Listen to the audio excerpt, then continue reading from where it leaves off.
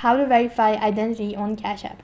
Hi everyone, welcome back to our channel. Today in this following video I'll be showing you how you can verify your identity on Cash App. So the Cash App account ID typically refers to a unique identifier associated with the user's account, which can be found in the app settings or on the transaction receipt, and is used for transactions and account verification purpose. To verify your ID, all you have to do is launch to your Cash App. Logged in, tap the profile icon from the top right hand side corner. Due to some security concerns, interface won't appear on the screen, so I'm just gonna guide you, so make sure to follow the instructions as well. So what you'll have to do is, after you tap the profile icon, tap the security and privacy button. You'll be able to see it right in between, and after that you need to click on continue to identity verification section.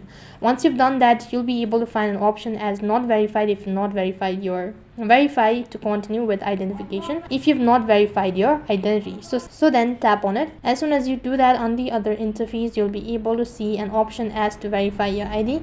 So go through the prompt, follow the instruction, and accordingly submit the ID that has been asked, and that's basically how you can verify your ID on Cash App.